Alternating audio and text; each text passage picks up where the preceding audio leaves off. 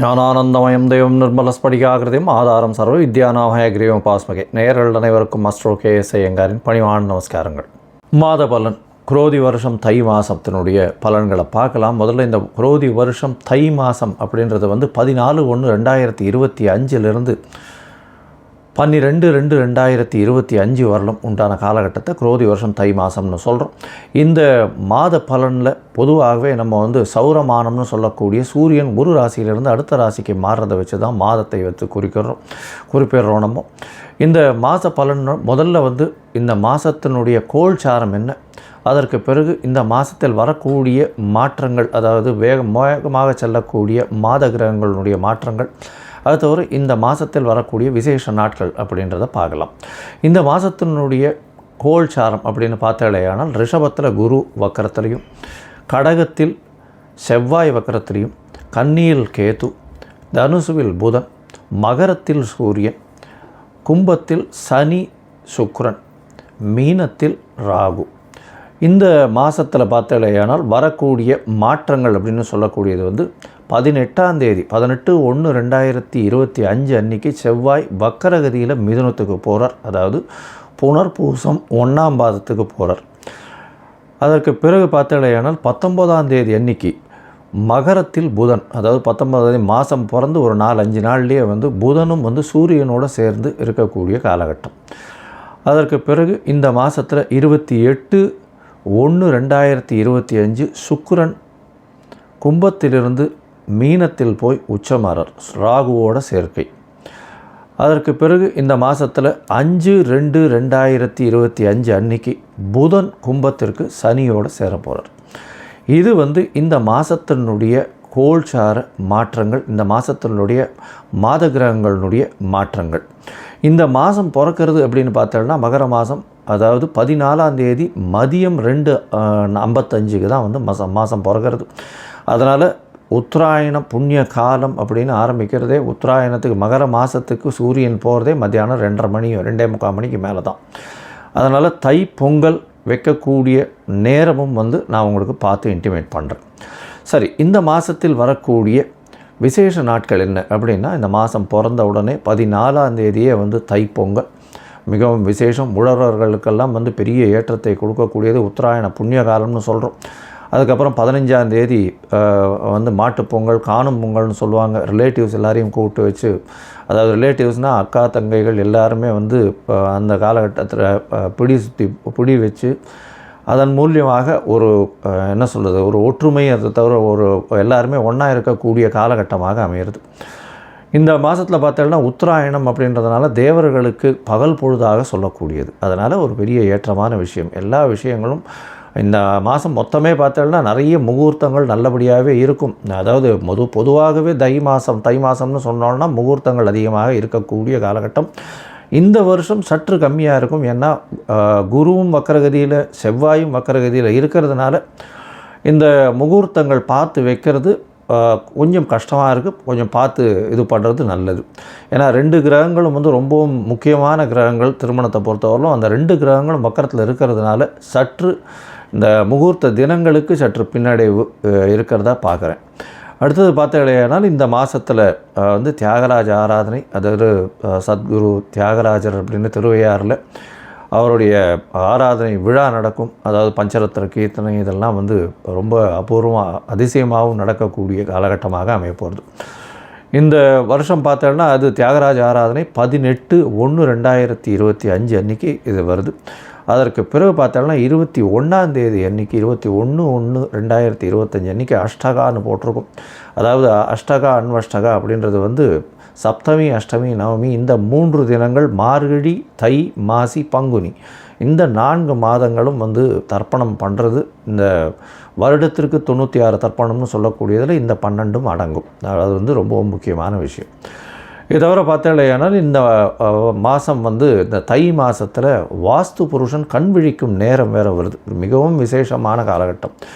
வாஸ்து புருஷன் கண் விழிக்கும் நேரம் அப்படின்னு சொல்லக்கூடியது 9:52 11:22 வரலும் இருக்கக்கூடிய காலகட்டம். இது சுமார் 90 நிமிஷங்கள், அதாவது 1 மணி நேரம் 30 நிமிஷங்கள் இருக்கக்கூடிய காலகட்டமாக இருக்குது. இந்த காலகட்டத்தில் பார்த்தாலேயானால் அதாவது வாஸ்து புருஷன் கண் விழிக்கிறார். கண் விழித்து அவர் வந்து காலை கடன்களை முடிக்கிறார். அதற்கு பிறகு குளிக்கிறார். அதற்கு பிறகு வந்து சாமிக்கு உண்டான பூஜை புனஸ்காரம் செய்கிறார். அதற்கு பிறகு அவர் வந்து சாப்பாடு, அதாவது அதாவது உணவு அருந்துதல், அதற்கு பிறகு தாம்பூலம் போடுதல், இந்த மாதிரி 5ஆக பிரிச்சிருக்கா. இந்த 5 விஷயத்தையும் 18 நிமிஷமாக வந்து இந்த 90 நிமிஷம் பிரிக்கப்பட்டிருக்கு. இந்த கடைசி 18 நிமிஷம் அப்படின்னு சொல்லக்கூடியது வந்து மிகவும் ஏற்றமான காலம் அப்படின்னு சொல்லக்கூடியது. அதாவது ரொம்பவுமே விசேஷமான காலம் அப்படின்னு சொல்லக்கூடியது. ஏன் அப்படின்னா, இந்த கடைசி 18 நிமிஷம், அதாவது 36 நிமிஷம் அப்படின்னு சொல்லக்கூடியது நிச்சயமான வெற்றியை உங்களுக்கு தேடித்தரும். இது எதனுடைய வெற்றியை தேடித்தரும் அப்படின்னா, வாஸ்து புருஷன் கண்விழிக்கும் நாளில் இந்த மனைக்கால் ஊன்றது, அதை தவிர வந்து புதுசாக வந்து ஒரு வீடு கட்டுறது, வீட்டுக்கு உண்டான பத்திரங்கள் பதிவு பண்ணுறது, அதே சமயத்தில் வீட்டுக்கு உண்டான பேச்சுக்களில் வந்து அட்வான்ஸ் கொடுக்கறது, இந்த மாதிரி விஷயங்களும், புதுசாக வீடு கட்டணும்னு லேண்டு பார்த்து வச்சுருக்கீங்கன்னா லேண்டுக்கு வந்து பூஜை போடுறது, மனை பூஜை போடுறது, புதுசாக ப்ராஜெக்ட் எதாக இருந்தாலும் ஆரம்பிக்கிறது, இதெல்லாம் வந்து ஒரு பெரிய ஏற்றத்தை உங்களுக்கு கண்டிப்பாக கொடுக்கும். அந்த ப்ராஜெக்டில் எந்த ஒரு பிரச்சனையும் வராத அளவுக்கு நல்லபடியாக நடக்கக்கூடிய காலகட்டமாகவே நிச்சயமாக அமையும். அதற்கு பிறகு இந்த மிகவும் முக்கியமான நாள் அப்படின்னு சொல்லக்கூடியது 29/1/2025, அதாவது தை அமாவாசை, உத்தராயண புண்ணிய காலத்தின் முதல் அமாவாசை. அதாவது தேவர்கள் பகல் பொழுதில் நடக்கக்கூடிய முதல் அமாவாசை. எப்பொழுதுமே தை மாதம், ஆடி மாதம், அதுக்கப்புறம் புரட்டாசி மாதம், இந்த அமாவாசையெல்லாம் ரொம்பவும் விசேஷம். இந்த அமாவாசைகள்லாம் பித்ருக்கள் நம்மளுடைய லோகத்துக்கு வந்து நம்மளோட சேர்ந்து இருக்கிறதா வந்து ஐதீகம். அதனால் வந்து இந்த அமாவாசைக்கு தாய் தந்தையர் இல்லாதவர்கள் கண்டிப்பாக பித்ருக்களுக்கு கொடுக்க வேண்டிய அவர்களுக்கு தர்ப்பணங்கள், அதை தவிர பித்ருக்களுக்கு சேர வேண்டிய விஷயங்களை வந்து பண்ணுறதும், அதை தவிர அருகில் இருக்கக்கூடிய அந்த கோவிலுக்கு போயிட்டு வர்றதும் அதன் மூலியமாக நல்ல ஒரு ஏற்றம் கிடைக்கக்கூடிய காலகட்டம். உங்களுடைய தோஷங்கள், பித்திருக்களுக்கு பண்ணாதது தோஷம் வரும், பண்ணிங்கன்னா நல்ல ஒரு ஏற்றம் வரக்கூடிய வாய்ப்புகள் நிச்சயமாக உண்டு. அடுத்த ஜென்ரேஷனும் நல்லபடியாக இருக்கும். அதை தவிர பார்த்தோம்னா இந்த வருஷம் ரத சப்தமி, அது வந்து 4/2/2025 அந்த அன்றைக்கி வருது. அதாவது சூரியன் தேர்கால் திரும்புறதுன்னு சொல்லுவாள். அந்த ரத சப்தமம் வந்துருத்தோம்னா அதுக்கப்புறம் வந்து உங்களுக்கு ஃபுல் அண்ட் ஃபுல் வெயில் அதிகமாகிட்டே போக ஆரம்பிச்சிடும். இனிமேல் வரக்கூடிய காலங்கள் எல்லாமே வெளிச்சம் ரொம்ப அதிகமாக இருக்கும். லாங் டேஸ் வந்து வரக்கூடிய வாய்ப்புகள், அதாவது டே டைம் வரக்கூடிய வாய்ப்புகள் மிகவும் அதிகமாக இருக்கும். இந்த மாதத்தில் மிக மிக மிக மிக முக்கியமான நாள், ஒரு பெரிய விசேஷமான நாள் அப்படின்னு சொல்லக்கூடியது வந்து பார்த்தாலேயானால் தைப்பூசம். தைப்பூசம் அப்படின்னு சொல்கிறது 11ஆம் தேதி வருது. 11/2/2025 அன்றைக்கி வருது. அதாவது 29 தை மாதத்தில் வருதுன்னு வச்சுக்கோங்களேன், கடைசி நாளுக்கு வருது. தைப்பூசம் அப்படின்றது வந்து முருகனுக்கு அலகு குத்துறது, வேல் சுமக்கிறது, அதை தவிர காவடி சுமக்கிறது, பால் குடம் எடுக்கிறது, இதெல்லாம் நிறைய விஷயங்கள் நடக்கும். ஆனால் தைப்பூசம்னு ஞாபகம் வந்ததுனாலே அதுக்கு முதல்ல ஞாபகம் வர்றது வள்ளலாரனுடைய ஒரு பெரிய விசேஷம், தனிப்பெரும் ஜோதி, அதாவது அருட்பெரும் ஜோதி தனிப்பெரும் கருணைன்னு சொல்லக்கூடியது. அதாவது அணையாத விளக்கு எப்பொழுதுமே வந்து இன்று வரலும் சாப்பாடு தானமாக கொடுக்கக்கூடிய ஒரு பெரிய இடம் இந்த வடலூரில் இருக்குது. ரொம்ப பெரிய விசேஷம். இன்னி வரலும் அவர் ஏற்றிய விளக்கு இன்னி வரலும் வந்து சாப்பாடு வந்து கொடுத்துட்ருக்காங்க. மிகப்பெரிய, அதாவது தர்மம் செய்யக்கூடிய விஷயமாக அது சொல்லப்படுறது. ஏன்னா சாப்பாடு கொடுக்கறதுன்றது அன்னதானம் இருக்கிறதுலே ரொம்பவும் விசேஷம். அதுவும் வந்து இத்தனை வருடங்களாக கண்டினியூஸாக டெய்லி கொடுத்துட்ருக்காங்கன்னா ரொம்ப பெரிய விஷயம். அது வந்து ஃபாலோ பண்ணுறதும் ரொம்ப கஷ்டம், அதை செய்கிறதும் ரொம்ப கஷ்டம். அதை பண்ணிகிட்ருக்காங்க அப்படின்னும்பொழுது மிகப்பெரிய ஆச்சரியமான விஷயம். அண்ட் கண்டினியூஸாக பண்ணுறதுல ரொம்பவும் சந்தோஷம். அவங்களுக்கு பெரிய, அதாவது கோடி நமஸ்காரங்களை அவங்களுக்கு நிச்சயமாக தெரிவிக்கணும். இப்போது மேஷம் முதல் மீனம் வரை இந்த தை மாதத்தின் பலன்களை பார்ப்போம். அதற்கு முன்னாடி உங்கள் எல்லோருக்கும் என்னுடைய பொங்கல் திருநாள் நல்வாழ்த்துக்கள். அதை தவிர இந்த உத்தராயண புண்ணியகாலம் நல்லபடியாகவே நல்ல மாற்றங்களோடும் ஏற்றங்களோடும் உங்களுக்கு பிறக்கணும்னு நானும் ஆண்டவனை வேண்டிக்கிறேன். உங்கள் எல்லாருக்கும் ஆசீர்வாதங்கள். இந்த மாதத்தில் பார்த்தாலேயானால் நிறைய முகூர்த்தங்கள் வரணும். ஆனால் இந்த சற்று முகூர்த்தங்கள் கம்மியாக இருக்குது. இளைஞர்கள் கல்யாணத்துக்கு பார்த்து கொண்டிருக்கிறவர்களுக்கு நல்லபடியாக கல்யாணம் வரணும் அப்படின்றத வேண்டிக்கிறோம். சரி, இப்போ மேஷம் முதல் மீனம் வரை உண்டான ராசிகளுக்கு என்னென்ன பலன்கள் அப்படின்றத பார்ப்போம். அதற்கு முன்னாடி என்னுடைய மொபைல் நம்பர் ஸ்க்ராலிங்கில் போயின்னு இருக்கும். உங்களுக்கு ஒருவேளை ஏதாவது அஸ்ட்ராலாஜிக்கல் கன்சல்ட் தேவைப்படுமேயாயின் நீங்கள் எனக்கு ஃபோன் பண்ணுங்க. உங்களுடைய date, time, place of birth, உங்களுடைய அதாவது பெயர், உங்களுடைய தாய் தகப்பனார் பெயர் வரலும் எனக்கு அனுப்புங்க.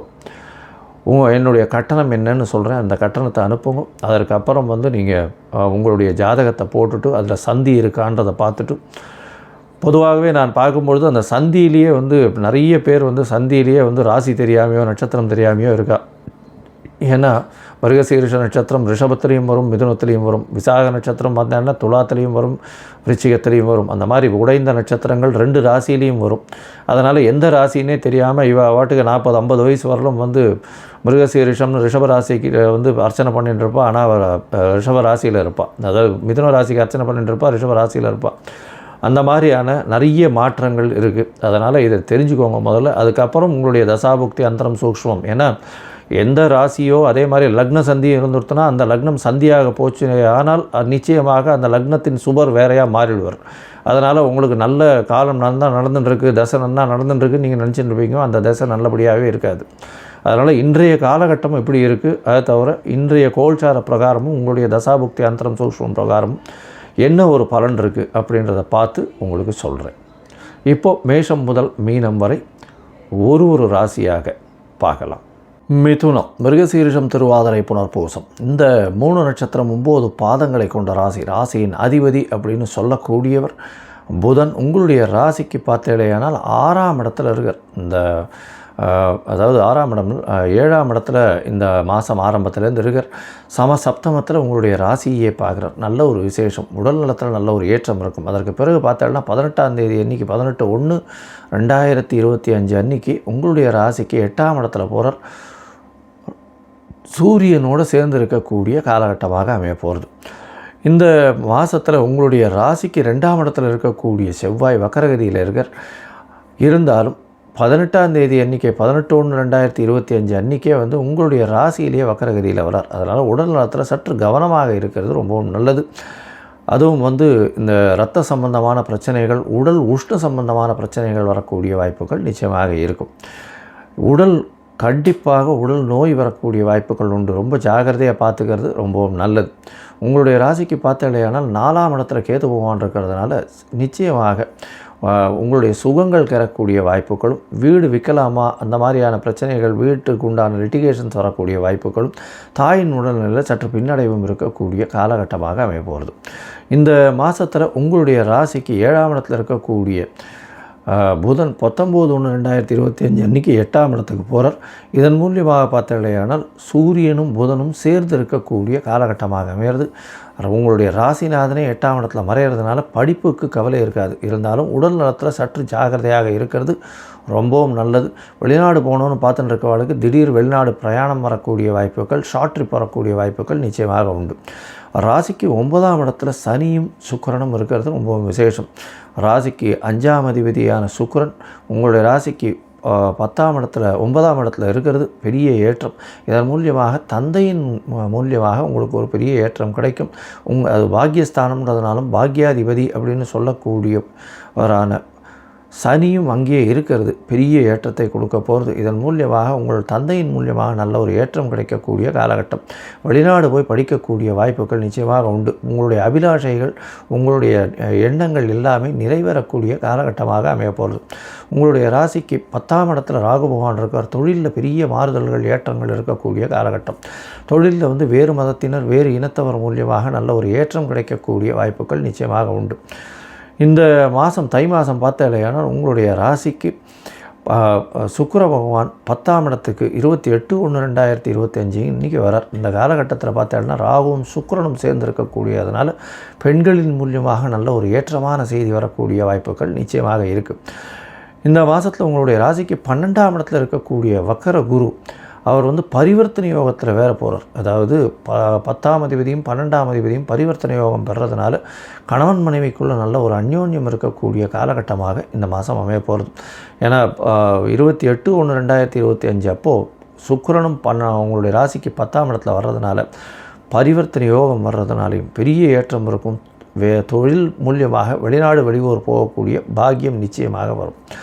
இந்த மாதத்தில் மொத்தத்தில் பார்த்தீங்கன்னா நல்ல ஒரு ஏற்றமான காலமாக இருக்கும். பணவரவிற்கு பஞ்சம் இருக்காது. ஆனால் படிக்கக்கூடிய மாணவர்கள் ஒரு தடவைக்கு 4 தரம் படிக்கிறது ரொம்பவும் நல்லது. ஏன்னா கேது 4ஆம் இடத்துல இருக்கிறதுனால மறதி கொஞ்சம் அதிகமாக வரும். விநாயகரை வழிபட்டு சதுர்த்தி விநாயகருக்கு தேங்காய் உடைச்சின்னு வர்றதன் மூலியமாக எல்லா விதமான ஏற்றங்களும் உங்களுடைய வாழ்வில் வந்து சேரும். இதை தவிர பார்த்தேலையானால் உங்களுடைய முயற்சிகள் எல்லாமே நல்லபடியாக இருக்கக்கூடிய காலகட்டம். ஏன்னா சிறு சிறு தடைகள் வரும். 3ஆம் அதிபதி 8ஆம் இடத்துல இருந்தாலும் குருவின் பார்வையில் வக்கர குருவின் பார்வையில் இருக்கிறது நல்ல ஒரு விசேஷம். சிறு தடைகள் வந்தாலும் அதன் மூலியமாக வெற்றி நிச்சயம் வரக்கூடிய வாய்ப்புகள் உண்டு. உங்களுடைய முயற்சிகள் சில நாட்கள் தள்ளி போடுறது நல்லது. அந்த சில நாட்கள் அப்படின்னு சொல்கிறது சந்திராஷ்டம நாட்கள். இந்த மாதத்தில் பார்த்தேனால் சந்திராஷ்டம நாட்கள் உங்களுக்கு 28/1 30/1/2025 வரலும் இருக்குது. இந்த காலகட்டத்தை தவிர்த்து வைக்கிறது நல்லது. ஒருவேளை நீங்கள் தவிர்க்க முடியல அப்படின்னா சந்திரனுக்கு உண்டான எளிய பரிகாரங்கள் செய்கிறது ரொம்பவும் நல்லது. சந்திராஷ்டமம்னா உங்களுடைய ராசிக்கு 8ஆம் இடத்துல சந்திர பகவான் வர்றதை சந்திராஷ்டமம்னு சொல்கிறோம். அதாவது புதிய முயற்சி வேண்டாம், வெளியூர் வெளிமாநில பிரயாணம் வேண்டாம்னு சொல்கிறோம். ஒரு வேளை பண்ண வேண்டி இருந்ததே ஆனால் சந்திரனுக்கு உண்டான எளிய பரிகாரத்தை பண்ணுங்க. சந்திரனுக்கு உண்டான எளிய பரிகாரம்னா அந்த துவாதசி அன்றைக்கி அகத்துக்கிட்ட கீரை வாங்கி கோசாலையில் கொடுங்க, நல்ல ஒரு ஏற்றம் கிடைக்கும்.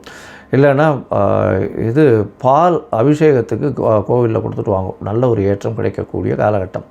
மொத்தமாக பார்த்தாலேயானால் மிதுன ராசிக்காரர்களுக்கு நல்ல ஒரு ஏற்றமான காலம் இருந்தாலும் உடல் நலத்தில் கொஞ்சம் கவனம் தேவை. அதை தவிர படிக்கக்கூடிய மாணவர்களுக்கு ஒரு முறைக்கு 4 முறை படிப்பது நல்லது. மறதி கொஞ்சம் அதிகமாக இருக்கும். மறைந்த புதன் நிச்சயமான நல்ல ஒரு ஏற்றமான கல்வியை கொடுக்கக்கூடியவராக அமைவர். உங்களுடைய ராசிக்கு 5ஆம் அதிபதி 11ஆம் இடத்துல இருக்கிறதுனால சுக்கிரன் நல்ல ஏற்றத்தை கொடுக்கக்கூடிய காலகட்டம். பரிவர்த்தனை யோகம் அடைகிறதுனால 5ஆம் அதிபதி 10ஆம் இடத்துல பரிவர்த்தனை யோகம் அமைகிறதுனால தொழிலில் அபரிமிதமான லாபம் கிடைக்கும். கூட்டுத் தொழிலில் பெரிய ஏற்றம் கிடைக்கக்கூடிய காலகட்டம். தவிர உடல் நலத்தில் மட்டும் சற்று பின்னடைவு இருக்கக்கூடிய வாய்ப்புகள் நிச்சயமாக இருக்கும். உங்களுடைய ராசிக்கு தாயின் உடல்நிலையில் சற்று பின்னடைவும் தந்தையின் உடல்நிலையில் ஏற்றமும் இருக்கக்கூடிய காலகட்டமாக அமையப்போகிறது.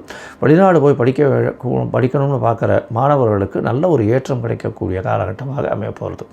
இந்த மாதம் அருகில் உள்ள ஹயக்ரீவ பெருமான் செட்டிக் புண்ணியத்தில் இருக்கக்கூடிய ஹயக்ரீவரை போய் சேவிச்சுட்டு வாங்க. ஏலக்காய் மாலை ஒன்று போட்டு வாங்க. படிக்கக்கூடிய குழந்தைகளுக்கெல்லாம் நல்ல ஒரு வெற்றி வாய்ப்பு கிடைக்கக்கூடிய வாய்ப்புகள் நிச்சயமாக உண்டு.